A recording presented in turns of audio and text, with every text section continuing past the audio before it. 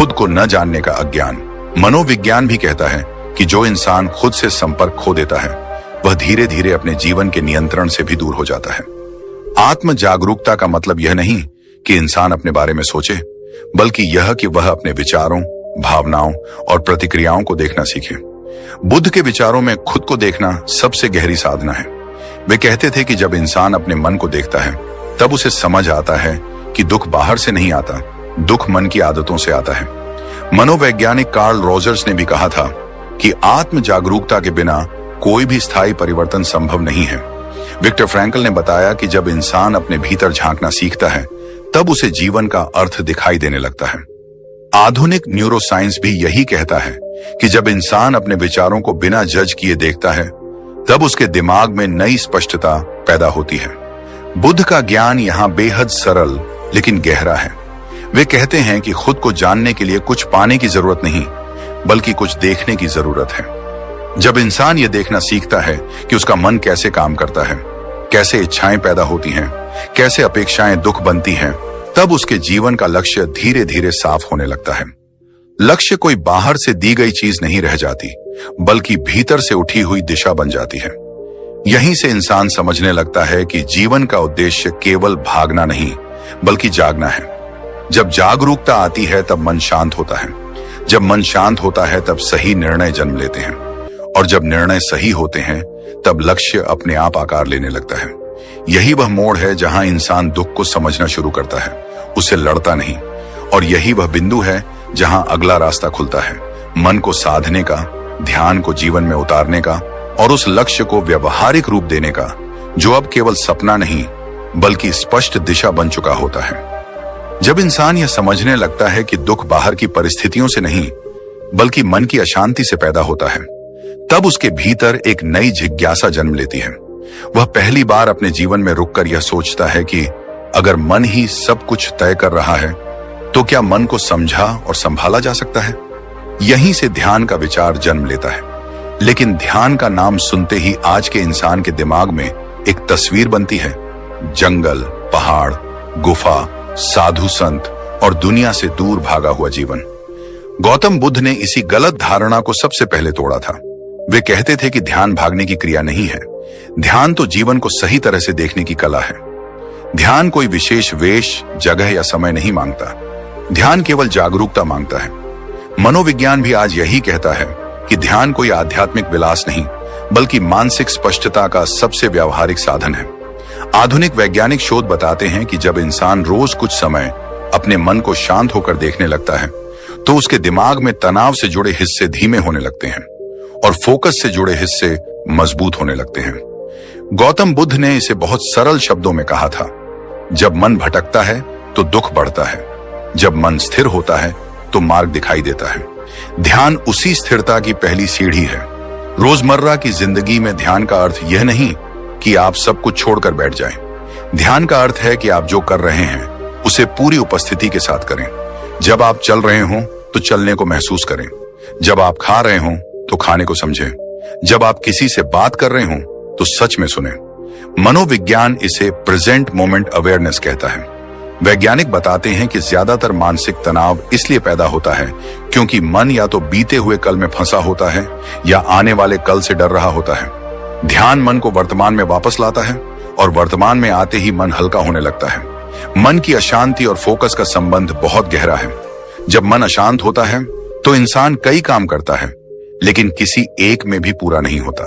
उसका ध्यान बार बार टूटता है, निर्णय डगमगाते हैं और लक्ष्य धुंधला हो जाता है। गौतम बुद्ध कहते थे कि बिखरा हुआ मन अंधेरे कमरे की तरह होता है जहां सब कुछ मौजूद होते हुए भी कुछ साफ दिखाई नहीं देता। मनोविज्ञान भी यही मानता है कि बिना फोकस के कोई भी लक्ष्य केवल कल्पना बनकर रह जाता है। ध्यान फोकस पैदा नहीं करता, ध्यान फोकस को वापस लाता है जो पहले से मन के भीतर मौजूद होता है लेकिन शोर में दबा रहता है। शुरुआत में ध्यान बहुत सरल हो सकता है, बस कुछ पल के लिए रुकना, आंखें बंद करना और अपनी सांस को महसूस करना। सांस अंदर जा रही है, सांस बाहर आ रही है। कोई मंत्र नहीं, कोई कल्पना नहीं, कोई जोर नहीं। जब मन भटके तो उसे डांटना नहीं, बस वापस सांस पर ले आना। बुद्ध कहते थे कि मन को जीतना नहीं है, मन को समझना है। मनोविज्ञान भी यही सिखाता है कि जब इंसान अपने विचारों से लड़ना छोड़ देता है तब विचार अपने आप शांत होने लगते हैं। यही वह क्षण है जहां लक्ष्य धीरे धीरे स्पष्ट होने लगता है, क्योंकि अब मन शोर से मुक्त होने लगता है। लेकिन ध्यान केवल शांत बैठने तक सीमित नहीं है। ध्यान से निकली हुई स्पष्टता को जीवन के रास्ते पर उतारना भी उतना ही जरूरी है। यहीं से सही मार्ग का विचार सामने आता है। गौतम बुद्ध ने इसे मध्यम मार्ग कहा था। वे कहते थे कि जीवन में अति भी दुख देती है और कमी भी। बहुत ज्यादा भागना इंसान को थका देता है और बहुत ज्यादा रुक जाना उसे जड़ बना देता है। सही मार्ग इन दोनों के बीच का संतुलन है। मनोविज्ञान भी संतुलन को मानसिक स्वास्थ्य की कुंजी मानता है। वैज्ञानिक बताते हैं कि जो इंसान खुद पर अत्यधिक दबाव डालता है वह जल्दी टूट जाता है, और जो इंसान खुद को बिल्कुल ढीला छोड़ देता है वह दिशा खो देता है। बुद्ध का मध्यम मार्ग यही सिखाता है कि लक्ष्य की ओर बढ़ो, लेकिन खुद को कुचलकर नहीं। अनुशासन जरूरी है, लेकिन ऐसा अनुशासन जो जीवन को बोझ न बनाए। अनुशासन का मतलब कठोरता नहीं है। अनुशासन का मतलब है रोज छोटे छोटे सही चुनाव करना। मनोविज्ञान कहता है कि बड़े लक्ष्य छोटे रोजमर्रा के व्यवहार से बनते हैं। बुद्ध ने भी कहा था कि बूंद बूंद से ही घड़ा भरता है। जब इंसान हर दिन थोड़ा सा ध्यान करता है, थोड़ा सा संयम रखता है और थोड़ा सा जागरूक रहता है, तो उसका जीवन धीरे धीरे सही दिशा में मुड़ने लगता है। आलस्य और भागदौड़ दोनों ही लक्ष्य के दुश्मन हैं। आलस्य इंसान को शुरू नहीं करने देता और भागदौड़ इंसान को रुककर सोचने नहीं देती। मध्यम मार्ग इन दोनों के बीच संतुलन सिखाता है। काम करो लेकिन खुद को भूलकर नहीं। आगे बढ़ो लेकिन अपने मन को कुचलकर नहीं। मनोविज्ञान बताता है कि जो इंसान अपने प्रयास और विश्राम के बीच संतुलन बनाता है वही लंबे समय तक स्थिर और सफल रहता है। गौतम बुद्ध का ज्ञान यहाँ फिर से सरल लेकिन गहरा हो जाता है। वे कहते थे कि जीवन को जीतने का अर्थ जीवन को समझना है। जब ध्यान से मन साफ होता है और मध्यम मार्ग से जीवन संतुलित होता है, तब लक्ष्य कोई बोझ नहीं रहता। लक्ष्य एक स्वाभाविक दिशा बन जाता है, जहां इंसान डर से नहीं, समझ से चलता है। यहीं पर इंसान महसूस करता है कि वह अब केवल दौड़ नहीं रहा, बल्कि सच में जी रहा है। जब मन साफ हो जाता है, मार्ग स्पष्ट होने लगता है और जीवन की दिशा दिखने लगती है, तब इंसान के सामने एक और गहरी सच्चाई खड़ी होती है। अब सवाल यह नहीं रह जाता कि रास्ता कौन सा है, बल्कि सवाल यह बन जाता है कि उस रास्ते पर चला कैसे जाए। यहीं से कर्म और निरंतर प्रयास का महत्व सामने आता है। बहुत से लोग यहाँ आकर रुक जाते हैं। वे सोचते हैं कि समझ आ गई, ज्ञान मिल गया, दिशा दिख गई, अब शायद सब अपने आप हो जाएगा। लेकिन गौतम बुद्ध ने बहुत स्पष्ट कहा था कि ज्ञान बिना कर्म के वैसा ही है जैसे बीज बिना पानी के। बीज में पूरी क्षमता होती है, लेकिन अगर उसे रोज थोड़ा थोड़ा पानी न मिले तो वह कभी वृक्ष नहीं बनता। आज का इंसान भाग्य पर बहुत जल्दी भरोसा कर लेता है। जब कुछ अच्छा होता है तो वह कहता है कि किस्मत साथ दे रही है, और जब कुछ गलत होता है तो वह मान लेता है कि शायद मेरी किस्मत ही खराब है। बुद्ध ने इस सोच को सबसे बड़ा भ्रम कहा। उनके अनुसार भाग्य कोई आसमान से गिरने वाली चीज नहीं है। भाग्य हमारे रोज के कर्मों से बनता है। मनोविज्ञान भी यही कहता है कि जो इंसान अपने जीवन की जिम्मेदारी बाहर की शक्तियों पर डाल देता है वह भीतर से कमजोर होने लगता है। वैज्ञानिक इसे एक्सटर्नल लक्स ऑफ कंट्रोल कहते हैं, जहां इंसान मान लेता है कि उसके जीवन का नियंत्रण उसके हाथ में नहीं है। इसके विपरीत जो इंसान यह मानता है कि उसके रोज के निर्णय ही उसका भविष्य गढ़ रहे हैं, वही धीरे धीरे मजबूत बनता है। छोटे कदमों की ताकत को इंसान अक्सर कम आंकता है। उसे लगता है कि बदलाव एक दिन में होगा या फिर बिल्कुल नहीं होगा। बुद्ध कहते थे कि पर्वत भी बूंद बूंद से घिस जाता है। मनोविज्ञान भी बताता है कि बड़े परिवर्तन अचानक नहीं होते, वे छोटे छोटे व्यवहारों के लगातार दोहराव से बनते हैं। रोज का थोड़ा सा प्रयास, रोज का थोड़ा सा अनुशासन, रोज का थोड़ा सा सही चुनाव, यही भविष्य की नींव रखते हैं। एक इंसान जो हर दिन सिर्फ एक छोटा कदम सही दिशा में बढ़ाता है, वह साल भर में उस इंसान से बहुत आगे निकल जाता है जो केवल सोचता रहता है लेकिन करता नहीं। रोज के कर्म कैसे भविष्य बनाते हैं, इसका उदाहरण हमें हर जगह दिखता है। एक व्यक्ति रोज थोड़ी देर खुद को समझने में लगाता है, अपने मन को शांत करता है, अपने काम को ईमानदारी से करता है। बाहर से देखने पर कुछ खास नहीं दिखता, लेकिन कुछ साल बाद वही व्यक्ति भीतर से स्थिर, स्पष्ट और आत्मविश्वासी बन जाता है। दूसरी ओर एक व्यक्ति केवल शिकायत करता रहता है, हालात को दोष देता है और इंतजार करता है कि कुछ बदल जाए। समय दोनों के लिए एक जैसा गुजरता है, लेकिन परिणाम बिल्कुल अलग होते हैं। बुद्ध ने कहा था कि समय सबको मिलता है, लेकिन दिशा सबको नहीं। जब इंसान कर्म के रास्ते पर चलना शुरू करता है, तब एक और सच्चाई उसे टकराती है, असफलता और दुख। ज्यादातर लोग यहीं घबरा जाते हैं। वे मान लेते हैं कि अगर दुख आ गया, अगर असफलता मिल गई, तो शायद रास्ता ही गलत है। लेकिन बुद्ध का दृष्टिकोण यहाँ बिल्कुल अलग है। वे कहते थे कि दुख दुश्मन नहीं है, दुख शिक्षक है।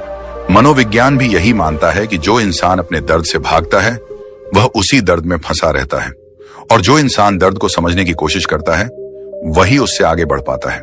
लोग दुख को दुश्मन इसलिए मानते हैं क्योंकि दुख उन्हें उनकी कमजोरियों से मिलवाता है। दुख आईना दिखाता है, और आईना देखना हमेशा आसान नहीं होता। असफलता यह बताती है कि कहां तैयारी अधूरी थी, कहां समझ कम थी, कहां उम्मीदें वास्तविकता से मेल नहीं खा रही थीं। बुद्ध कहते थे कि जिस दिन इंसान दुख को समझना सीख लेता है, उस दिन दुख का आधा असर खत्म हो जाता है। मनोविज्ञान में इसे पोस्ट ट्रॉमेटिक ग्रोथ कहा जाता है, यानी दर्द के बाद इंसान का और गहरा और मजबूत बनना। असफलता दिशा बदलती है अगर इंसान उसे देखने का साहस रखे। कई महान वैज्ञानिकों ने यही कहा है कि असफलता कोई अंतिम निर्णय नहीं, बल्कि एक संकेत है। थॉमस एडिसन ने हजारों प्रयोगों के बाद भी यही कहा था कि वह असफल नहीं हुए। उन्होंने बस यह सीखा कि क्या काम नहीं करता। बुद्ध का ज्ञान भी यही है। जब रास्ता बंद दिखे, तो यह समझने की कोशिश करो कि यह तुम्हें कहां मोड़ना चाहता है। हर टूटन का मतलब अंत नहीं होता। कई बार टूटन ही नए रास्ते की शुरुआत होती है। टूटे हुए इंसान के लिए बुद्ध का संदेश बहुत कोमल लेकिन शक्तिशाली है। वे कहते थे कि जब जीवन तुम्हें तोड़ता है, तब वह तुम्हें नया आकार देने की कोशिश कर रहा होता है। मनोविज्ञान भी बताता है कि सबसे गहरी समझ अक्सर सबसे गहरे दुख से निकलती है। जो इंसान गिरने के बाद उठना सीख लेता है, वही सच में चलना जानता है। दुख से भागने की जरूरत नहीं, दुख को देखने की जरूरत है। जब इंसान दुख को देखता है, समझता है और स्वीकार करता है, तब वह धीरे धीरे उससे मुक्त होने लगता है। यहीं पर कर्म और दुख एक दूसरे से जुड़ जाते हैं। कर्म बिना दुख के अधूरा है, और दुख बिना कर्म के व्यर्थ।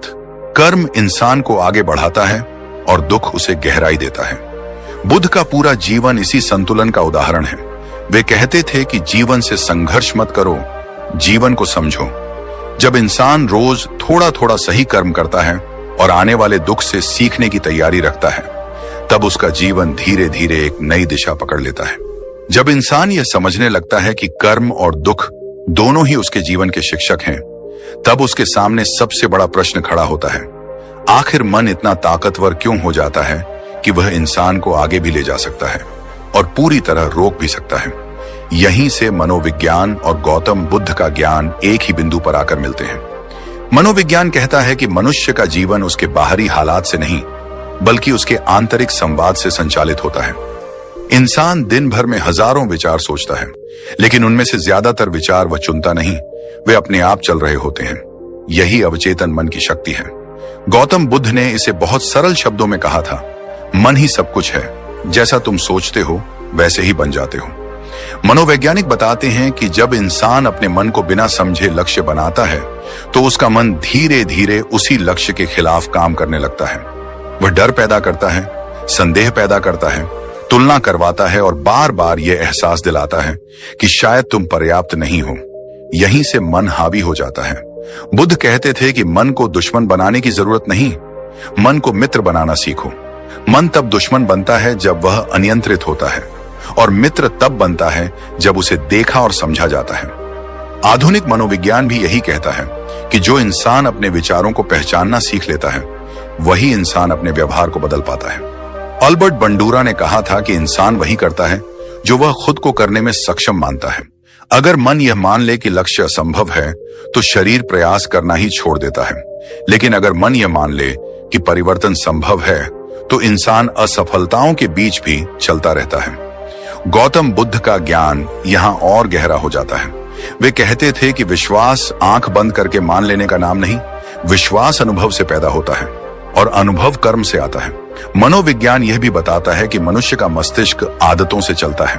रोज का सोचना, रोज का महसूस करना, रोज का व्यवहार, यही धीरे धीरे जीवन का आकार बनाता है। बुद्ध ने इसे संस्कार कहा था। जो संस्कार रोज दोहराए जाते हैं वही जीवन की दिशा तय करते हैं। जब इंसान बार बार यह सोचता है कि वह नहीं कर सकता, तो उसका मन उसी अनुसार रास्ते बंद कर देता है। लेकिन जब वह रोज थोड़ा सा प्रयास करता है, थोड़ा सा जागरूक रहता है, तो मन भी धीरे धीरे उसका साथ देने लगता है। कई महान वैज्ञानिकों ने यह साबित किया है कि मस्तिष्क बदल सकता है। न्यूरोप्लास्टिसिटी का सिद्धांत यही बताता है कि दिमाग नई सोच और नए अनुभवों से खुद को ढाल सकता है। गौतम बुद्ध ने सदियों पहले यही कहा था कि मन स्थिर नहीं है, मन बहता हुआ है। अगर मन बह सकता है तो उसकी दिशा बदली भी जा सकती है। फर्क सिर्फ इतना है कि इंसान उसे घसीट कर नहीं बदल सकता, बल्कि समझ कर बदल सकता है।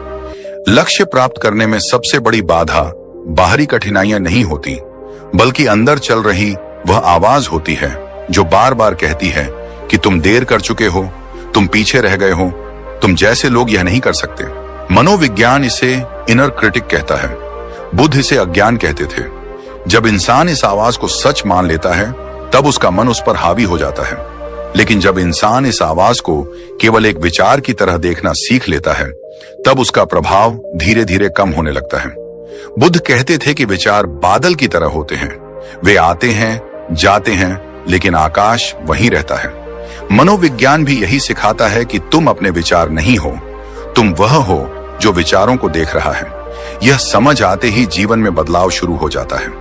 इंसान पहली बार यह महसूस करता है कि उसके पास विकल्प है।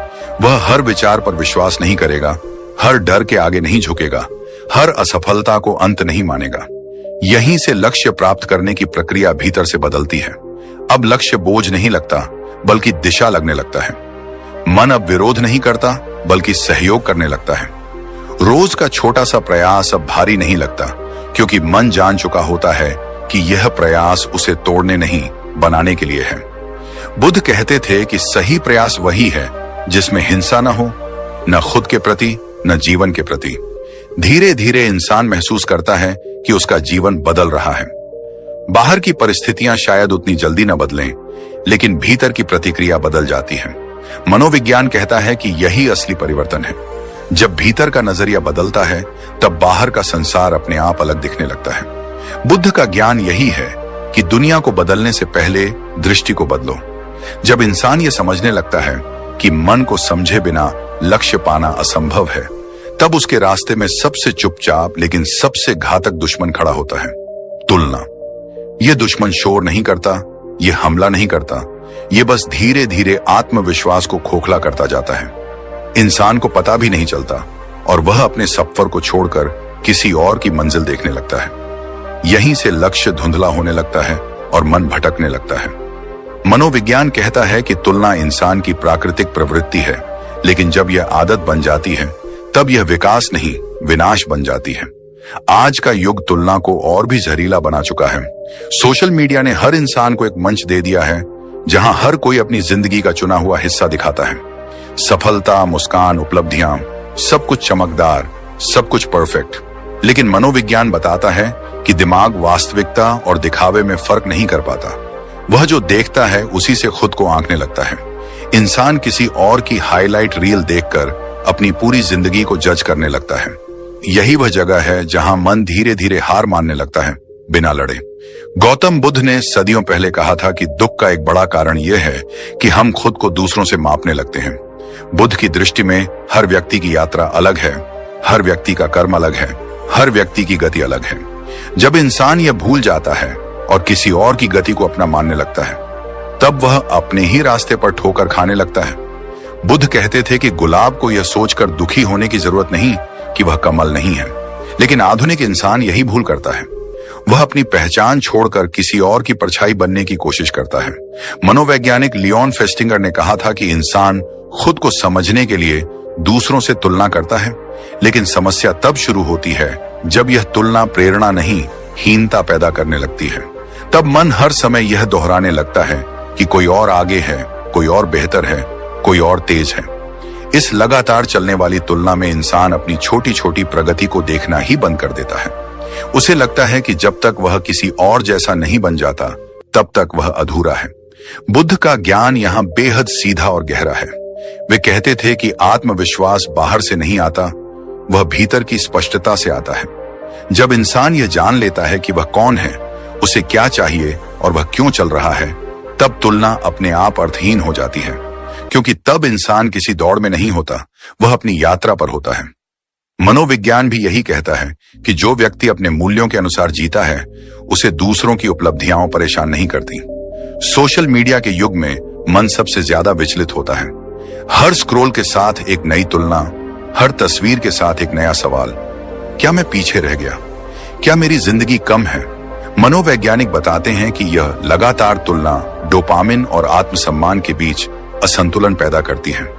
इंसान बाहर से प्रेरित दिखता है, लेकिन भीतर से थका हुआ और असंतुष्ट होता चला जाता है। बुद्ध इसे तृष्णा कहते थे, और तृष्णा कभी संतुष्टि नहीं देती, वह सिर्फ और चाह पैदा करती है। जब इंसान अपनी गति का सम्मान करना सीखता है, तभी उसका मन शांत होना शुरू होता है। हर बीज एक ही दिन में फल नहीं देता, लेकिन तुलना इंसान को यह झूठ सिखा देती है कि सबको एक ही समय पर एक ही तरीके से फल देना चाहिए। बुद्ध कहते थे कि धैर्य भी एक कर्म है। मनोविज्ञान कहता है कि जो इंसान अपने प्रयासों को समय देता है, वही लंबे समय तक टिकता है। लेकिन तुलना धैर्य को मार देती है, क्योंकि वह जल्दबाजी पैदा करती है। आत्मविश्वास तब नहीं आता जब इंसान सबसे आगे निकल जाए। आत्मविश्वास तब आता है जब इंसान खुद को स्वीकार कर ले। बुद्ध का ज्ञान यही सिखाता है कि आत्म स्वीकृति ही मानसिक शांति की नींव है। मनोविज्ञान भी कहता है कि जो व्यक्ति खुद से लड़ना बंद कर देता है, वही जीवन से लड़ने की ताकत जुटा पाता है। तुलना आत्म स्वीकृति की सबसे बड़ी दुश्मन है, क्योंकि वह हमेशा यह एहसास कराती है कि तुम जैसे हो वैसे पर्याप्त नहीं हो। जब इंसान तुलना से मुक्त होना शुरू करता है, तब उसके भीतर एक नई तरह की शांति जन्म लेती है। यह शांति आलस्य नहीं है, यह स्पष्टता है। अब लक्ष्य किसी और को देखकर तय नहीं होते, बल्कि भीतर से निकलते हैं। मन अब बेचैन नहीं होता, क्योंकि उसे बार बार खुद को साबित नहीं करना पड़ता। बुद्ध कहते थे कि शांत मन ही सच्चा बलवान मन है। मनोविज्ञान भी यही मानता है कि मानसिक शांति के बिना कोई भी उपलब्धि अधूरी होती है। धीरे धीरे इंसान ये समझने लगता है कि हर किसी का संघर्ष अदृश्य होता है। जो मुस्कुरा रहा है जरूरी नहीं वह शांत हो, जो आगे दिख रहा है जरूरी नहीं वह संतुष्ट हो।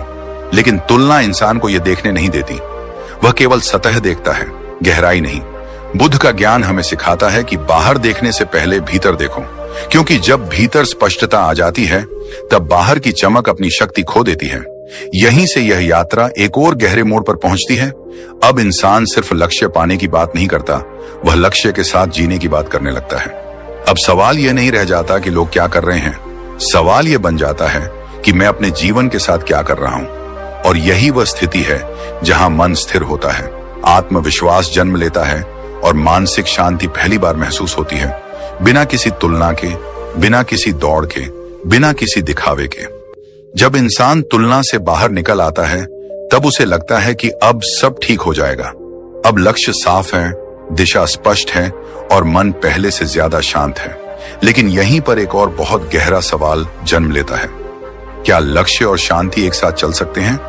या फिर जीवन का नियम यही है कि या तो तुम सफल हो सकते हो या शांत। ज्यादातर लोग मान लेते हैं कि शांति बाद में आएगी, पहले लक्ष्य पूरा कर लो।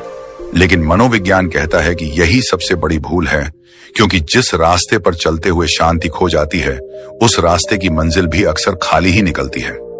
आज की दुनिया में सफलता को बहुत ऊंचे शोर के साथ दिखाया जाता है, बड़ी उपलब्धियां, बड़ी पहचान, बड़ा नाम। लेकिन मनोवैज्ञानिक शोध बताते हैं कि जैसे ही कोई बड़ा लक्ष्य पूरा होता है, दिमाग थोड़ी देर के लिए खुशी महसूस करता है और फिर उसी पुरानी बेचैनी में लौट आता है। इसीलिए इतने लोग सफलता के बाद भी अंदर से खाली महसूस करते हैं। बाहर जीत होती है, लेकिन भीतर कुछ टूट सा जाता है। गौतम बुद्ध इसे बाहरी विजय कहते थे, जो दिखती तो है लेकिन टिकती नहीं। बुद्ध का जीवन दर्शन यहाँ बेहद स्पष्ट है। वे कहते थे कि असली जीत वह है जो मन के भीतर होती है। अगर तुमने पूरी दुनिया जीत ली लेकिन अपने मन को नहीं जीता, तो तुम असल में हार गए।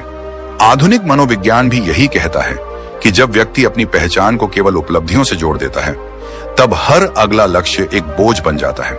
लक्ष्य पूरा होने के बाद भी मन चैन से नहीं बैठता, क्योंकि अब उसे खुद को फिर से साबित करना होता है। लक्ष्य पाने के बाद खालीपन इसलिए आता है क्योंकि इंसान लक्ष्य को जीवन का अर्थ बना लेता है। जब वह अर्थ पूरा हो जाता है तो भीतर एक शून्य बन जाता है। बुद्ध ने इसे तृष्णा का चक्र कहा था। इच्छा पूरी होते ही नई इच्छा जन्म ले लेती है। मनोवैज्ञानिक इसे हेडोनिक एडेप्शन कहते हैं, जिसमें इंसान किसी भी सफलता का आदी हो जाता है और फिर वही चीज उसे सामान्य लगने लगती है। इसलिए शांति अगर लक्ष्य के साथ नहीं चली तो लक्ष्य कभी भी संतोष नहीं दे सकता। बुद्ध का संतुलित जीवन दर्शन हमें सिखाता है कि लक्ष्य साधन है, मंजिल नहीं। जीवन का उद्देश्य केवल हासिल करना नहीं बल्कि सजग होकर जीना है। जब इंसान लक्ष्य को पकड़ लेता है लेकिन वर्तमान को छोड़ देता है, तब उसका मन भविष्य में भटकता रहता है। मनोविज्ञान कहता है कि जो व्यक्ति वर्तमान में जीना सीख लेता है वही भविष्य के लिए सही निर्णय ले पाता है। शांति कोई अलग चीज नहीं है जिसे बाद में जोड़ा जाए, वह उसी क्षण जन्म लेती है जब मन और कर्म एक दिशा में बहने लगते हैं। आज के कई महान मनोवैज्ञानिक ये मानते हैं कि आंतरिक शांति के बिना कोई भी दीर्घकालिक सफलता संभव नहीं है। कार्ल रॉजर्स कहते थे कि जब इंसान अपने वास्तविक स्वरूप को स्वीकार कर लेता है तभी उसका विकास शुरू होता है। बुद्ध भी यही कहते थे, खुद को जानो, खुद को देखो, खुद के साथ ईमानदार रहो।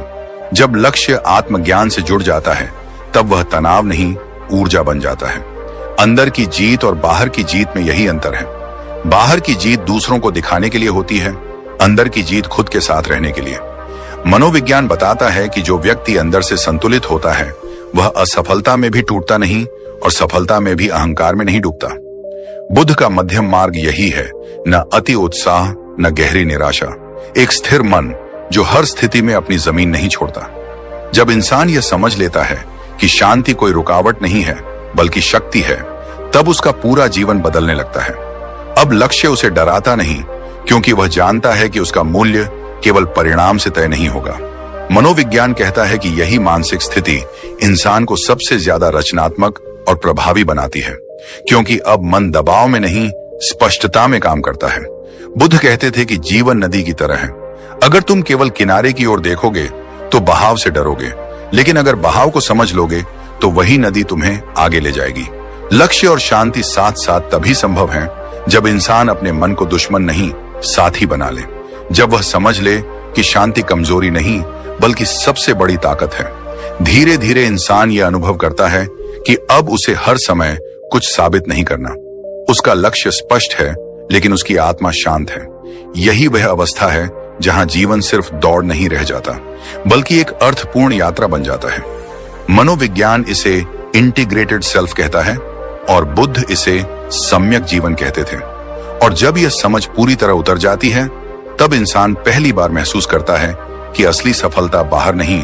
धीरे धीरे इंसान यह अनुभव करता है कि अब उसे हर समय कुछ साबित नहीं करना। उसका लक्ष्य स्पष्ट है लेकिन उसकी आत्मा शांत है। यही वह अवस्था है जहां जीवन सिर्फ दौड़ नहीं रह जाता बल्कि एक अर्थपूर्ण यात्रा बन जाता है। मनोविज्ञान इसे इंटीग्रेटेड सेल्फ कहता है और बुद्ध इसे सम्यक जीवन कहते थे। और जब यह समझ पूरी तरह उतर जाती है तब इंसान पहली बार महसूस करता है कि असली सफलता बाहर नहीं, भीतर जन्म लेती है। अब लक्ष्य पाने की खुशी भी शांत होती है और न पाने का दुख भी सीमित। मन स्थिर है, दृष्टि साफ है और जीवन एक संतुलित लय में बह रहा है। यही वह बिंदु है जहां जीवन का उद्देश्य और जीवन की शांति एक दूसरे से टकराते नहीं बल्कि एक दूसरे को पूरा करते हैं। जब इंसान ये समझ लेता है कि जीवन का लक्ष्य सिर्फ पाने की चीज नहीं बल्कि जीने का तरीका है, तब उसके भीतर कुछ टूटता नहीं बल्कि कुछ स्थिर हो जाता है। उसी स्थिरता से कुछ ऐसे शब्द जन्म लेते हैं जो सिर्फ सुनने के लिए नहीं होते बल्कि जीने के लिए होते हैं। ऐसे शब्द जो किसी किताब में बंद नहीं रहते बल्कि दिल से निकलकर दिलों तक पहुंचते हैं। गौतम बुद्ध कहते थे कि सही शब्द वही है जो मन को शांत करे और दिशा दिखाए। मनोविज्ञान भी मानता है कि कुछ वाक्य सीधे अवचेतन मन में उतर जाते हैं और वहीं से जीवन की दिशा बदलना शुरू कर देते हैं। जब इंसान खुद से कहता है कि मैं अपनी तुलना छोड़ रहा हूं, तो यह सिर्फ एक वाक्य नहीं होता, यह एक मानसिक आजादी होती है।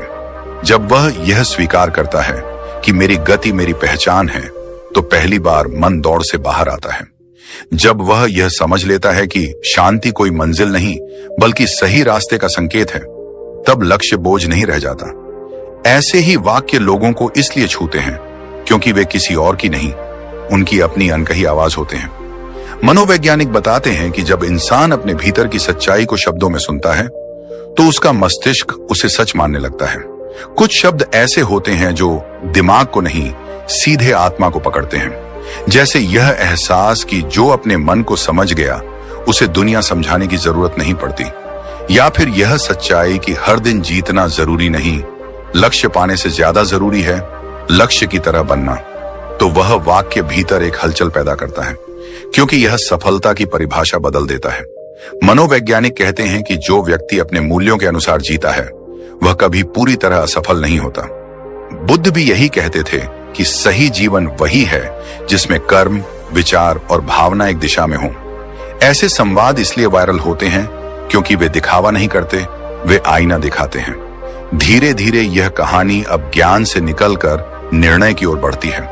अब सवाल यह नहीं है कि बुद्ध ने क्या कहा या मनोविज्ञान क्या मानता है। अब सवाल यह है कि तुम क्या करोगे। जीवन का हर बड़ा बदलाव एक छोटे से निर्णय से शुरू होता है। मनोविज्ञान बताता है कि इंसान का मस्तिष्क बदलाव से डरता है, लेकिन पीड़ा से ज्यादा डरता है। और जब पीड़ा समझ में आने लगती है तब बदलाव आसान हो जाता है।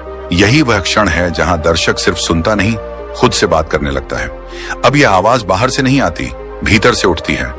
ये कहती है कि आज नहीं तो कभी नहीं, क्योंकि मन हमेशा कहेगा कल से शुरू करेंगे। बुद्ध कहते थे कि वर्तमान ही एकमात्र सत्य है, जो आज नहीं बदला वह कभी नहीं बदलेगा। मनोविज्ञान भी कहता है कि जो निर्णय भावना के चरम पर लिया जाता है वही सबसे ज्यादा टिकता है। यही वह पल है जहां इंसान खुद से एक वादा करता है, दूसरों के लिए नहीं, दुनिया के लिए नहीं, सिर्फ अपने लिए। यह वादा बड़ा नहीं होता, लेकिन सच्चा होता है। यह वादा होता है कि अब मैं अपने मन को समझने की कोशिश करूंगा, उससे भागूंगा नहीं। अब मैं लक्ष्य के पीछे अंधा नहीं दौड़ूंगा, बल्कि लक्ष्य को अपने जीवन से जोड़ूंगा। अब मैं हर दिन खुद से यह पूछूंगा कि आज मैंने सिर्फ काम किया या सच में जिया भी। बुद्ध कहते थे कि जो व्यक्ति खुद से ईमानदार हो जाता है उसके लिए जीवन शिक्षक बन जाता है। मनोविज्ञान कहता है कि यही आत्म जागरूकता मानसिक मजबूती की जड़ है। अब यह यात्रा अपने अंतिम लेकिन सबसे मानवीय मोड़ पर आती है। यहाँ कोई आदेश नहीं है, कोई दबाव नहीं है, सिर्फ एक निमंत्रण है। अगर यह शब्द तुम्हारे भीतर कुछ हिला पाए हों, अगर तुम्हें कहीं लगा हो कि यह कहानी तुम्हारी ही तो नहीं, अगर कभी लगा हो कि यह आवाज तुम्हारे मन की ही तो नहीं, तो इस सफर को यहीं मत छोड़ देना।